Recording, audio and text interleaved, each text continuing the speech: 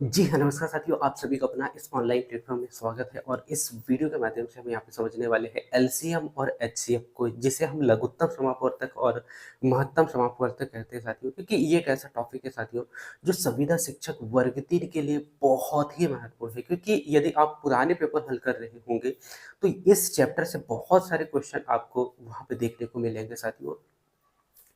हम यहाँ पे इस क्लास के माध्यम से एलसीएम और एचसीएफ को बहुत ही डिटेल से समझने का प्रयास करेंगे, जिससे कि आपको यदि क्वेश्चन एलसीएम और एचसीएफ से देखने को मिले तो आप बहुत ही आसानी से क्वेश्चन को हल कर पाओगे। ठीक है, आप लोगों को ज़्यादा समय ना लेते हुए मैं लेके चलता हूँ आपको एलसीएम और एचसीएफ की ओर। सबसे पहले तो एलसीएम और एचसीएफ का पूरा चैप्टर को समझने के लिए इसका बेस यानी कि एक आधार को हमें समझना होगा, और उसका आधार है साथियों इसकी परिभाषा। क्योंकि एलसीएम और एचसीएफ को समझने के लिए सबसे पहले हमें इसके परिभाषा को समझना होता है। तो सबसे पहले हम यहाँ पे नज़र डालते हैं परिभाषा पे। एलसीएम का परिभाषा क्या कहलाता है साथियों, और इसको मैंने बहुत ही आसान शब्दों में और मैं कह सकता हूँ कि बहुत छोटा करके परिभाषा को लेके आया है। जो कि आप देख पा रहे होंगे, वह छोटी से छोटी संख्या जो सभी संख्याओं से कट जाए। मैंने क्या कहा कि वह छोटी से छोटी संख्या जो सभी संख्याओं से कट जाए, सभी संख्याओं से कट जाए, जिसे हम कहते हैं एलसीएम यानी कि लघुत्तम समापवर्तक। ठीक है, सो आपको एक जो है यहाँ पे क्वेश्चन हल करके बताता हूँ साथियों, जिससे कि और भी आपका जो डाउट हो सकता है वो क्लियर हो जाएगा। ठीक है, मैंने यहाँ पे एक 20 और 30 संख्या ले लिया है। इसके बाद में मुझे क्या करना है, इसका एलसीएम निकालना है, और इस प्रकार से एलसीएम आपको निकालते आता ही होगा, मैं ऐसा आशा करता हूँ, क्योंकि हमने जो है एलसीएम लगभग ऐसे ही निकालना सीखा है। ठीक है, हम क्या करेंगे, एलसीएम निकालेंगे। एलसीएम में भी, इसमें भी हम क्या करते हैं साथियों कि एलसीएम निकालने के लिए हम कोई ऐसा अंक लेते हैं या ऐसा संख्या भी ले सकते हैं। यदि यहाँ पे बड़ी-बड़ी संख्या होंगी तो हम यहाँ पे ऐसा अंक लेंगे जो इन तीनों को विभाजित कर दे। ठीक है? यानी कि इन तीनों को विभाजित कर पाए। ठीक है? सॉरी, इन दोनों को विभाजित कर पाए, या फिर जैसे और 3 अंक आ सकते थे, तो 3 अंक अगर आते हैं या 4 अंक आते हैं या ऐसे 5 अंक आते हैं, बहुत सारे अंक आ सकते हैं जिनका हमें एलसीएम ज्ञात करना होगा। लेकिन यदि 2 आए तो हम कैसे करेंगे? ऐसा अंक लेना है हमें जो कि इन दोनों से, यानी कि इन दोनों को विभाजित कर पाए। ठीक है? जैसे कि आप यहाँ पे 2 देखोगे। अब इसके बाद में और एक बहुत ही महत्वपूर्ण पॉइंट आपको याद रखना है कि कम से कम ऐसा अंक लेना है कि कम से कम यहाँ में से 2 अंकों को या 2 संख्याओं को पूर्ण रूप से विभाजित करे। जैसे कि आपको यदि 3 भी देखने को मिलेगा, जैसे ये 3 है ना? 3 नहीं कह सकते हैं हम, 40 है। ठीक है? 40 जैसे इसमें यदि आप देखें तो ये 2 ऐसी संख्या है जो इस 20 को भी काट रहा है, और इस 30 को भी काट रहा है, और इस 40 को भी काट रहा है ना? और चलो हम इसी को देख लेते हैं। ये 15 हो गया, इसके बाद में 20 हो गया। ठीक है? अब यहाँ पे आपको ये समझ में आएगा, मैंने सेकंड पॉइंट क्या कहा था कि कम से कम 2 अंकों को काट दे, है ना? 2 अंकों को काटे ऐसा संख्या जो है अंक हमें यहाँ पे लेना है। ठीक है? 2 आया, 2 के बाद में आपको यहाँ पे दिख रहा होगा। अब यदि इस 2 से मैं यदि 10 को काटता हूँ या 15 को काटता हूँ या 20 को काटता हूँ, तो यहाँ पे 10 और 20 तो कट जाएगा, लेकिन 15 नहीं कटेगा, है ना? कहने का मतलब यही है कि अधिकतम 2 अंकों को काटना चाहिए, 2 से कम नहीं। 2 से अधिक हो सकते हैं, लेकिन 2 से कम नहीं। अब वो 2 से अधिक उस कंडीशन में हो सकते हैं कि वहाँ पे संख्याएँ कितनी हैं। ठीक है? हम 2 से विभाजित करके देखते हैं। ये 5 बार विभाजित हो जाएगा, और 15 नहीं कटेगा, तो 15 को जैसा है वैसे ही लिखेंगे। इसके बाद में अब जो ये 20 है, 20 को अगर 2 से विभाजित करते हैं तो 10 आ जाएगा। ठीक है? इसके बाद में अब जो है अ, हमें ऐसे संख्या देखना है, या तो ये तीनों कटे या फिर 2 कटे। ठीक है? यहाँ पे तीनों कट जाएँगे यदि मैं 5 लेता हूँ। ठीक है? 5 एकम 5 और 5 तिरी 15 और 5 दूनी 10। ठीक है? इसके बाद में ऐसी कोई अंक मुझे नज़र नहीं आ रही है जो कि इन तीनों से, ये कहीं कोई भी 2 अंकों को काट दे। ठीक है? तो हम यहाँ पे आके रुक जाते हैं। इसके बाद में हम क्या करेंगे, एलसीएम लेने के लिए ये जो जितने बार जो संख्याओं को हमने विभाजित किया है, उन अंकों को, और जो अंक बचे हुए, क्योंकि हमें कुल मिला के जो है एलसीएम में क्या करना होता है, एक यानी कि एक लाना होता है। ठीक है? तो यदि हम 3-3 को भी करें, 3 एकम 3 जैसे 1, और ये 2 से 2 ही रहेगा। इसके बाद में हम 2 से कर लेंगे, 1, 1, 1 इस प्रकार से आ जाता है। सो कुल मिला के हमें जब जब तक जो है भाग देते जाना है जब तक कि संख्याएँ स्वयं एक-एक ना आ जाए, ठीक है? तो इस प्रकार आ गया हमारे पास में, इसके बाद में क्या करेंगे, इनको आपस में गुणा कर लेंगे, है ना? सो 2 इंटू 2 फिर क्या है 5 फिर 3 और फिर लास्ट में क्या है 2 है, ठीक है? सो इनको आप क्या करेंगे आपस में गुणा कर लेंगे। सो 2 दूनी 4 हो गया, 4 पंचे 20 हो गया, है ना? 20 3 क्या हो गया 60 हो गया और 60 दूनी कितना हो जाता है 120। तो यही इसका क्या है एलसीएम है, ठीक है? ये तो आ गया हमारे पास में एलसीएम, ठीक है? अब परिभाषा पे हम चलते हैं। परिभाषा क्या कह रहा है कि वह छोटी से छोटी संख्या, अभी आप कुछ समय के लिए छोटी संख्या को छोड़ दें, वह संख्या जो सभी संख्याओं से कट जाए, सभी संख्याओं से कट जाए, ये कहा गया है, ठीक है? तो क्या ये वो संख्याएँ हैं जो दी गई संख्याओं से कटेगी, मतलब एलसीएम से कटना चाहिए, ठीक है?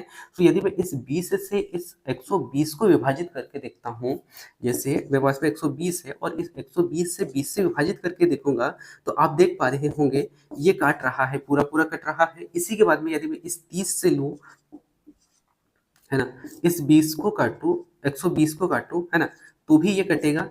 कितने बार कटेगा 4 बार कटेगा। इसी प्रकार यदि मैं इसको 40 से विभाजित करके देखूं 120 को, तो आप यहाँ पे भी देखोगे कि ये कट रहा है। कितनी बार कट रहा है 4 त्रिक 12, 3 बार कट रहा है। तो इससे आपको ये समझ में आ रहा होगा कि वह संख्या यानी कि सभी संख्याओं से कट जाए। यहाँ से 20 से भी कटा, 30 से भी कटा और 40 से भी कटा, है ना? आप देख पा रहे होंगे 20 से भी कटा, 30 से भी कटा और 40 से भी कटा, जो कि मैंने यहाँ पे काट के आपको दिखाने का प्रयास किया है, ठीक है? तो इससे तो ये समझ में आ गया कि सभी संख्याओं से कट जाए वह एलसीएम कहलाता है, ठीक है? इसके बाद में अब मैं आपको यहाँ पे समझाने का प्रयास करता हूँ कि छोटी से छोटी संख्या ये क्या बला है, ठीक है? सो हम यहाँ पे समझते हैं कि छोटी से छोटी संख्या क्या है, ठीक है? यदि मैं ऐसा कोई संख्या लेता हूँ जो कि ये तो सबसे छोटी है। यदि मैं इस 120 से बड़ी संख्या लेता हूँ, जैसे मैं यहाँ पे मान लो 120 क्या है हमारा एलसीएम है, ठीक है? किसका 20, 30 और 40 का, ठीक?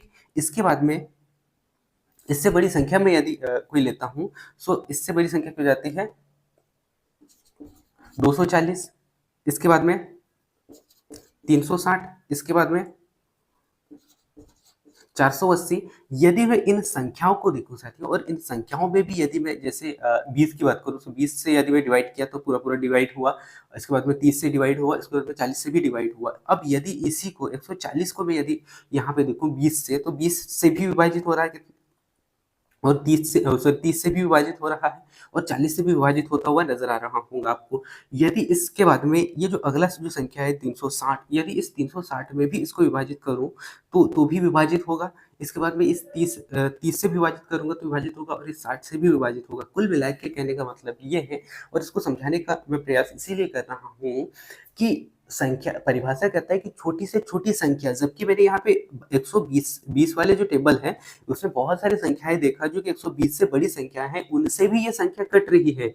यानी कि ये जो संख्याएं हैं इन संख्याओं से कट तो रही है, लेकिन 120 से बहुत बड़ी संख्या है, 20 से बड़ी संख्या है, इसीलिए हम बड़ी संख्या ना लेके हम क्या करते हैं यहाँ पे छोटी संख्याएं लेते हैं, न कि बड़ी संख्याएं। इसीलिए हम बड़ी संख्याओं को नहीं लेते हैं। जबकि यदि आप 20 और 30 और 40 से संख्याओं को, ये जो दी यहाँ पे कुछ संख्याएं मैंने यहाँ पे लिया है, इनको यदि आप विभाजित करके देखोगे तो इन संख्याओं से, यानी कि इन संख्याओं को ये जो संख्याएं हैं वो काट रही है आराम से, है ना? तो कहने का मतलब ये है कि छोटी से छोटी संख्या जो सभी संख्याओं से कट जाए, तो ये छोटी से छोटी संख्या भी है और सभी संख्याओं से कट भी रही है। लेकिन ये ऐसी संख्याएं भी है जो कि कट तो रही है लेकिन छोटी नहीं है, इसीलिए ये नहीं होंगे, है ना? इसीलिए हम छोटी से छोटी संख्या लेते हैं और सभी संख्याओं से कट जाए ऐसी संख्या लेते हैं, जिससे कि आपके पास में 120 मिला, जो कि 20, 30, 40 का है, ठीक है? तो इस प्रकार से आपने यहाँ पे एलसीएम को बहुत ही अच्छे से समझा होगा, मैं ऐसा आशा करता हूँ। और इससे क्वेश्चन भी, बहुत सारे क्वेश्चन पूछे जाते हैं, उन क्वेश्चनों से भी मैं आप लोगों को रूबरू कराऊंगा। सो सबसे पहले हम यहाँ पे जो है एलसीएम के बारे में यहाँ पे समझते हैं एचसीएफ को। सो एचसीएफ को समझने के लिए हमारे पास में स्पेस यानी कि जगह चाहिए, इसलिए हम यहाँ पे इसको मिटाते हैं, ठीक है? इसके बाद में हम यहाँ पे देखते हैं साथियों एचसीएफ। एचसीएफ क्या है? ये हम यहाँ पे देखते हैं। सो एचसीएफ क्या होता है साथियों, वह बड़ी से बड़ी संख्या, जबकि हमने यहाँ पे एलसीएम में क्या देखा था, वह छोटी से छोटी संख्या देख रहे थे जो इस संख्या से कट जाए। जबकि यदि आप एलसीएम में देखोगे तो एलसीएम के कंडीशन में क्या होता है कि वह बड़ी से बड़ी संख्या जो सभी संख्याओं से कट जाए, है ना, सभी संख्याओं से कट जाए। यहाँ पे मैंने थोड़ा सा गलती किया है, जो कि सभी संख्याओं से कट जाए ये तो ठीक है, ये आपको देखना है सभी संख्याओं को, सभी संख्याओं को काट दे, है ना, क्या करना है, सभी संख्याओं को काट दे। ठीक है, ये आपको यहाँ पे याद रखना है। ठीक है, 1 मिनट में इसका जो है कुछ क्वेश्चन भी देख लेता हूँ जिससे कि आपको इससे हेल्प मिलेगा। ठीक है,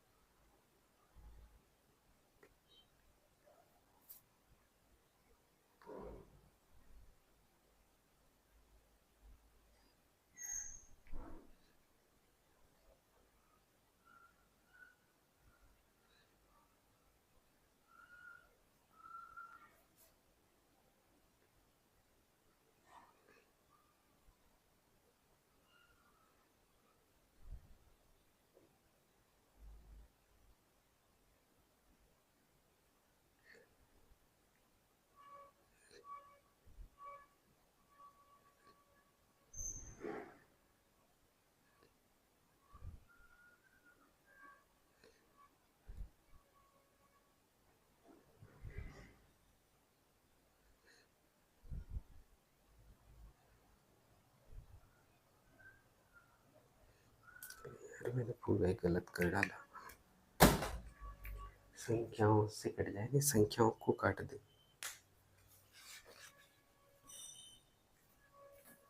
यार इतना बड़ा गलती कैसे कर दिया मैंने।